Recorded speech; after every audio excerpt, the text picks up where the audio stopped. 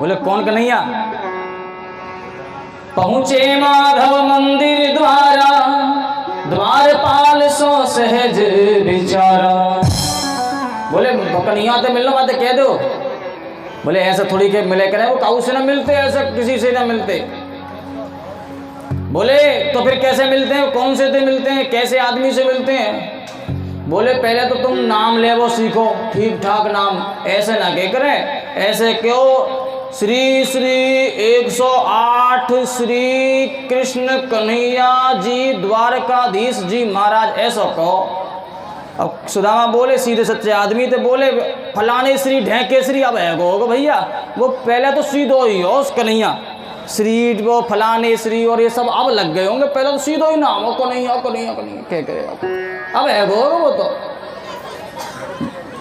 बोले तो भाई से कह दे जाकर कि हम आए, हमारा नाम सुदामा है। एक द्वारपाल गया, भगवान के पास पहुंचा।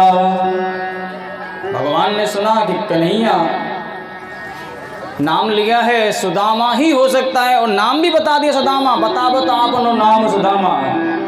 भगवान तुरंत दौड़ उठे, दौड़ पड़े। सुनत कृष्ण सुंदर वचन, भाई बिनु पद त्राण।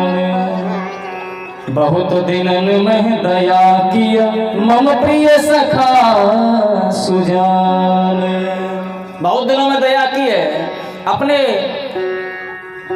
जो खड़ाऊ थे उन्हें भी छोड़ करके भागे। कहीं पट गिरा है, कहीं माला गिरी है, ऐसे भागे जा रहे हैं मेरे प्रभु, बहुत दिनों में मिले हैं साहब। पहुंचे भेटे बाहु बसारी, हाथ बसार करके मिले हैं। अरे सुदामा तेरी ये दशा, फटी धोती देखी। तुरंत कन्हैया अंदर लेके गए। बाहर मत बैठ तू, बाहर मत बैठ, लोग तुझे क्या कहेंगे, चल जल्दी भीतर। अंदर लेकर के गए हैं, एक आसन पर पलंग पर बैठाया। सुदामा जी ने कहा ऐसे पलंग देखे थे साहब। स्वयं जाई लाई पयथारा, धोई द्विज पद दृग जलधारा। रुक्मिणी से कहा, सत्यभामा से कहा जल लेकर के आओ। अरे मेरा जो ये भक्त है सुदामा, इसके पैर में भिवाई पड़ी हैं, जगह जगह कांटे चुभे होंगे, अरे इसको धो दूं मैं। आज भगवान सौ आंसू खुद बरसाने लगे, जल आने में देर हो गई। पैर देखे ना तो आज भगवान पना भूल गए। मेरा भक्त इतना परेशान होता है मुझे पाने के लिए।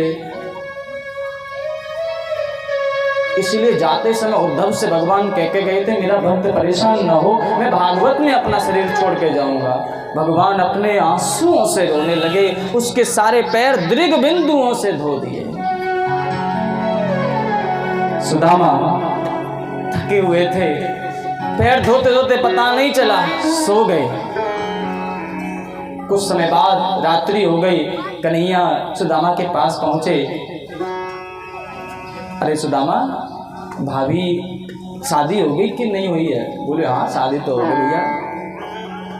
बोले ठीक है, पर तने मेरी तो शादी हो गई, वो तो सही है कि हम तो गरीब आदमी भैया, हमें तो पता ठिकानो पतो ना हो। तो कोई बात है, तो कहीं पत्र भेज दे तो हमें। कृष्ण बोले कि तेने पत्र ना भेजो हमें, तो हम का तो ही भेज दे पत्र। सुदामा बोले कि अच्छा एक आध ब्याह में ना भेज, तो तू तो बता रहा 16,108 है।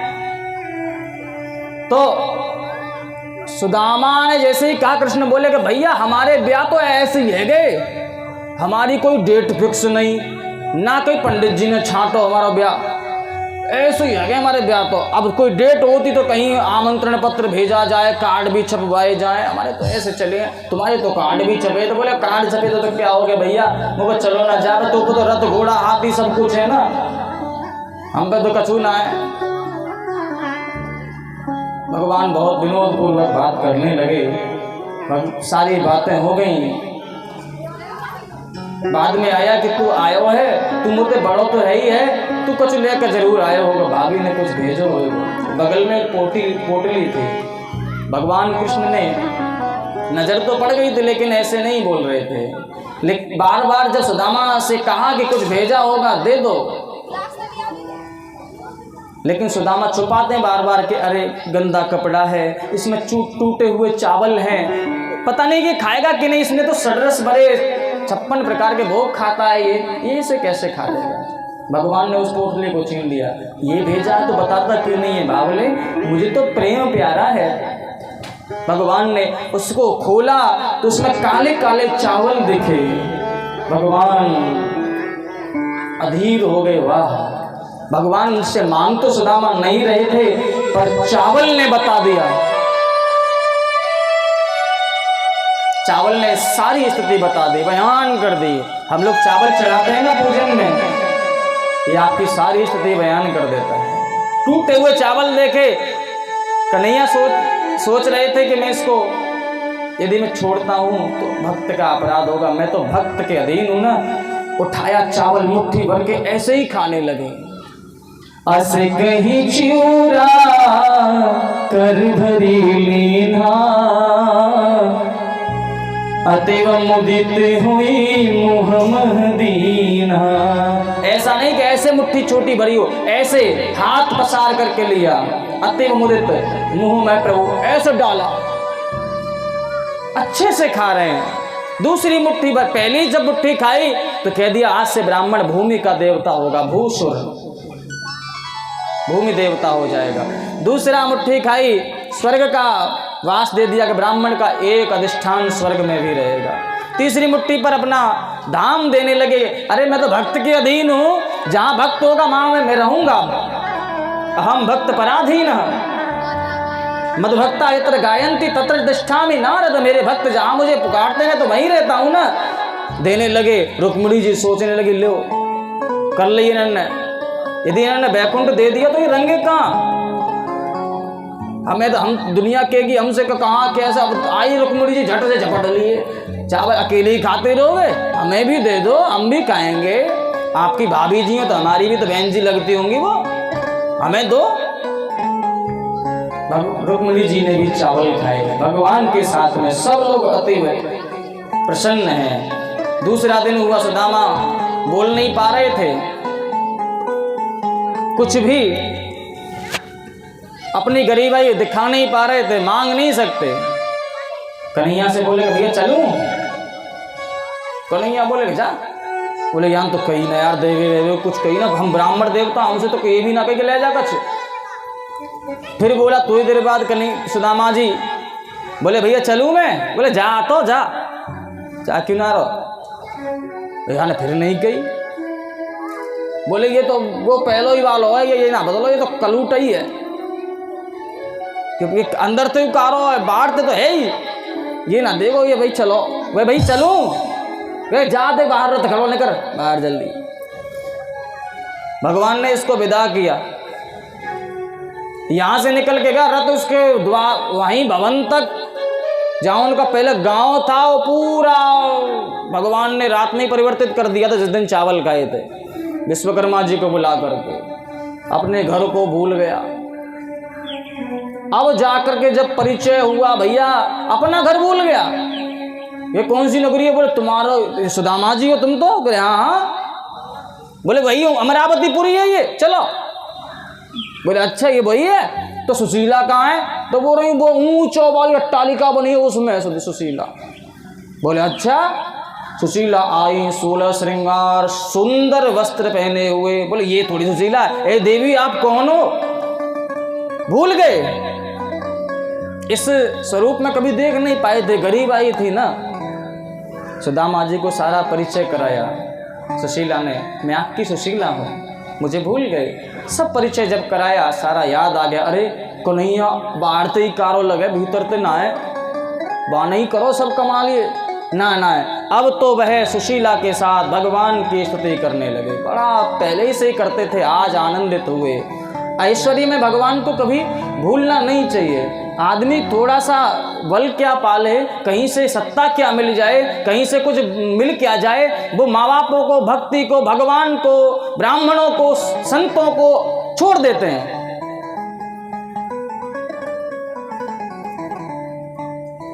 यहां से कथा एकादश स्कंध में प्रवेश करती है। बहुत सारी कथा है, कथा का कोई कभी पार नहीं पा सकता।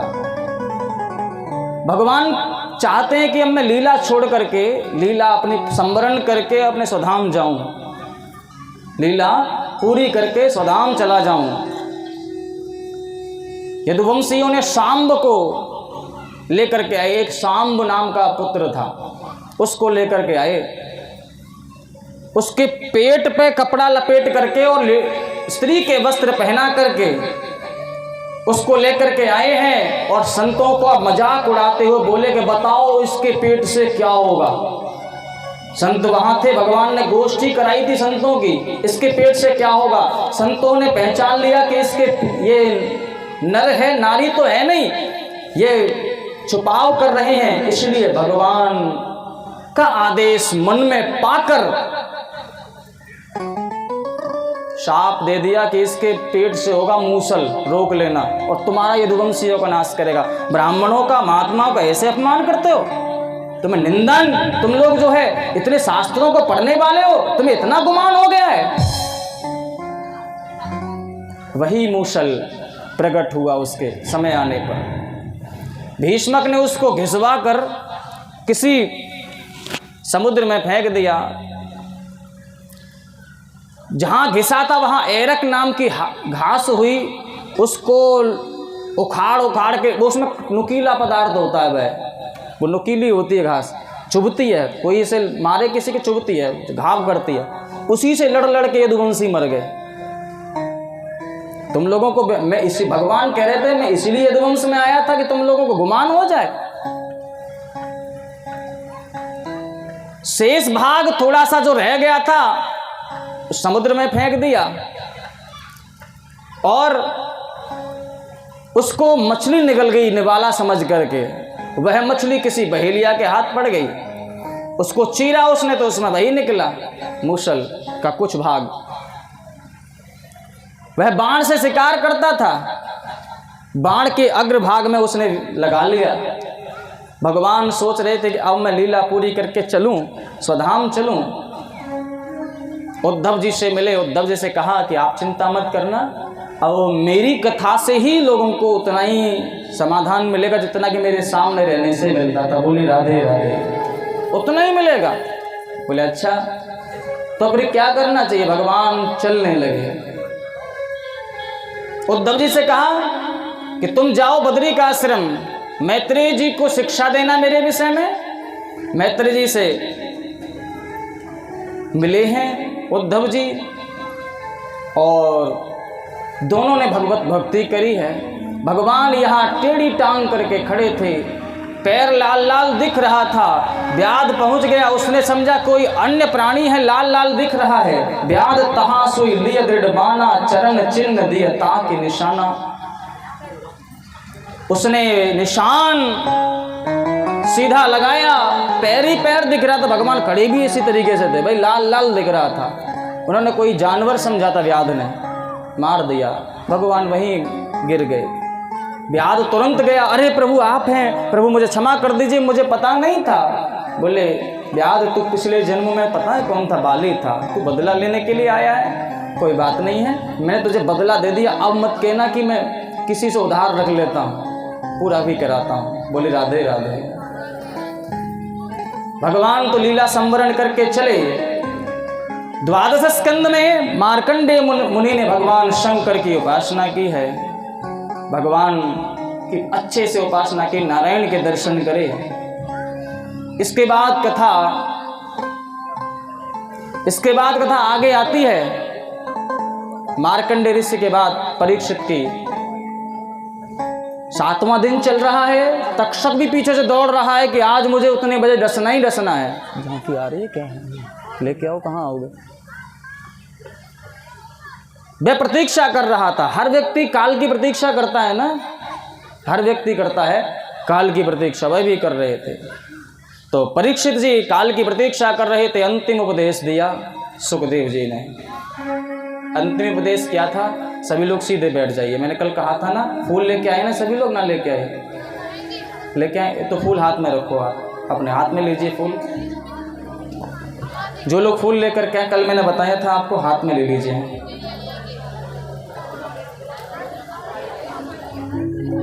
अंतिम उपदेश दिया सुखदेव जी ने और कहा, सभी लोग मेरे पीछे बोलते जाए सीधे बैठो, अब नहीं सीधे बैठो, फूल लो हाथ में। फूल कहाँ है आपके पास में? फूल ले लीजिए, पूरा फूल, टूटा हुआ नहीं हो, पूरा फूल लेना हाथ में। चलिए ये लो, दे दो पीछे। तोड़ के मत लेना फूल, पूरा लेना सभी लोग। और ध्यान रखना फूल किसी उसका नहीं हो, फल वाली बेल का नहीं हो, गुलाब का इसका ले लीजिए, गेंदे का ले लीजिए यहाँ से। ऐसा ना हो कि काशी फल बाजी बल के तोड़ लाए हो लोग। देखो दिख रहा है मुझे इनके हाथ में, इसलिए बता रहा हूँ। ऐसे मत तोड़, ये फूल चढ़ाने के नहीं होते। चढ़ाने के फूल तो फुलवाड़ी से ही मिलते हैं। बोले राधे राधे। ले लीजिए, मिल गया, फूल आ गया, ले लीजिए, सभी लोग ले लीजिए, माताएं बहनें सभी लोग ले लीजिए। और मेरे पीछे सभी लोग बोलेंगे,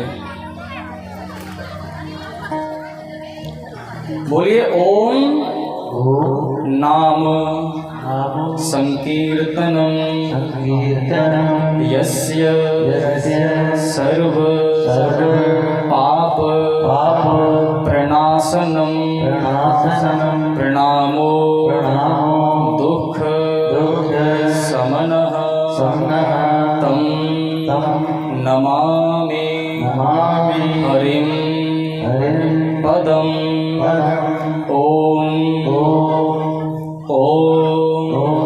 नाम संकीर्तनम यस्य सर्व पाप प्रणाशनम प्रणामो दुख समनः तम नमामि हरिं पदम ओम नाम संकीर्तनम यस्य सर्व पाप प्रणाशनम प्रणामो दुख समनः तम नमामि हरिं पदम।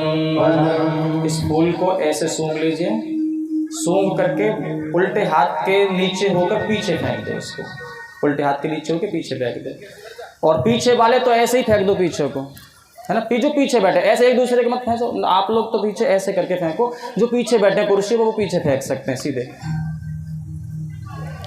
तक्षक आया, सुखदेव उससे पहले ही, भगवान सुखदेव जो है उससे पहले ही अंतिम उपदेश देकर चले गए थे।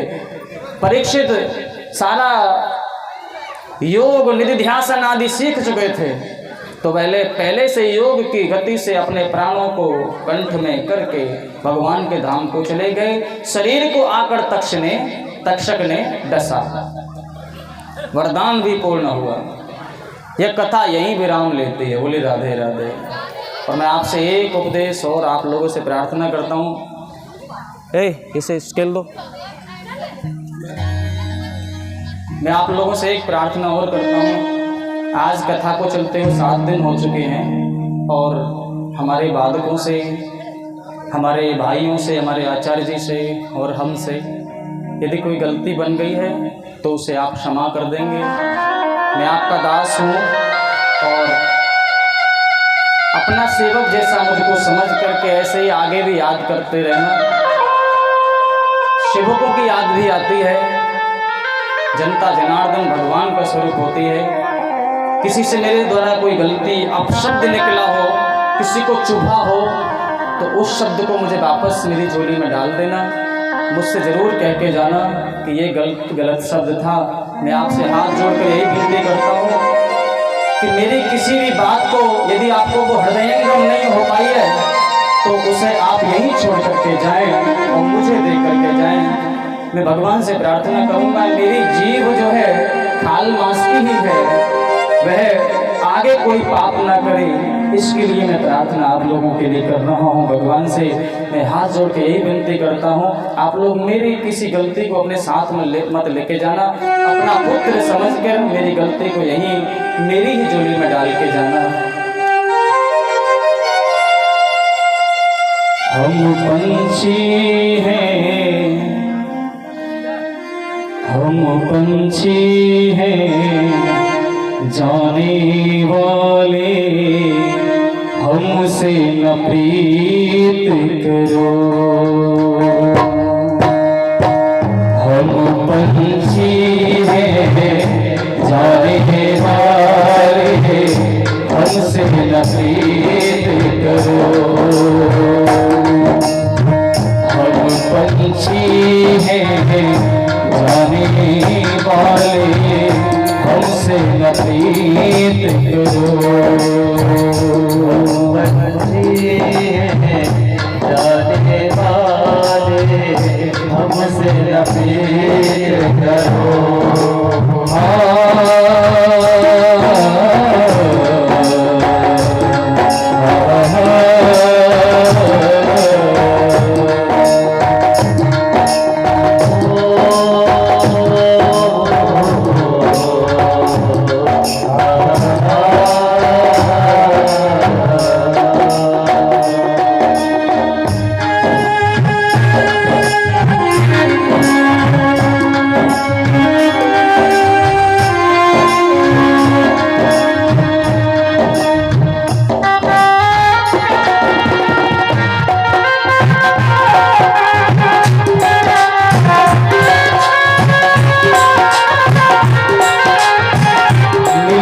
बिछुड़ना बिछुड़ के मिलना मिलना मिलाना होता ही है। मिलके बिछुड़ना बिछुड़ के मिलना मिलना मिलाना होता ही है। ईश्वर ही हम सबका मालिक वो चाहे जो होता ही है। ईश्वर ही हम सबका मालिक वो चाहे जो होता ही है।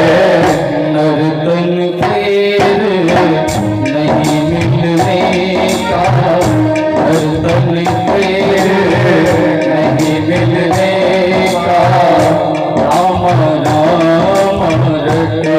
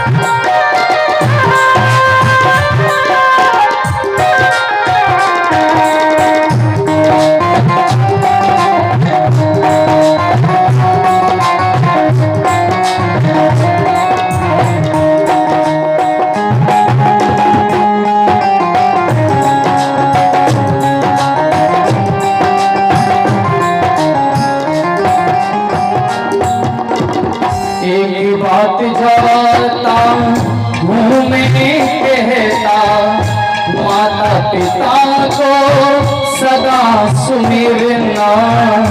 एक बात जाता हूँ मैं कहता माता पिता को सदा सुमिरना। सुंदर सुंदर कथा रसों को सदा हृदय अपने रखना। सुंदर सुंदर कथा तो सदा हृदय अपने रखना। गलती माफ करो तुम मेरी गलती माफ करो तुम मेरी। राधे राधे कहना।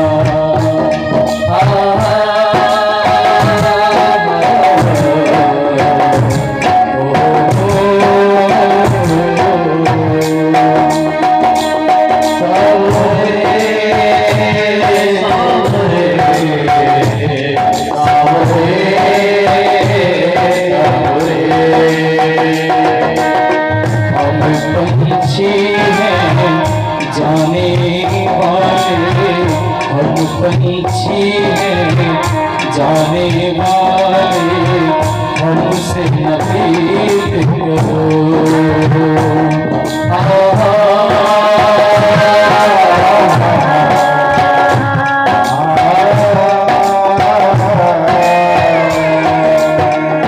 इन्हीं शब्दों के साथ मैं अपनी वाणी को विराम देता हूँ। किसी से मेरे द्वारा गलती हो गई है तो मैं आपसे प्रार्थना कर रहा हूँ मेरी गलती को आप लेके न जाएं और मुझे मेरी गलती वापस दे दें, और जिससे कि आगे वह गलती नहीं होगी। और इसी साथ वाणी को विराम। सभी के लिए मिले राधे राधे, राम राम, जय श्री राम। अपनी वाणी को विराम देता हूँ। आगे के कार्य को आचार्य जी सुचारू रूप से बताएंगे, आपको वह करते रहिएगा। मैं वाणी को विराम देता हूँ। हरि ओम। इसको बंद कर दो जाके, इसको बंद कर दो जाके।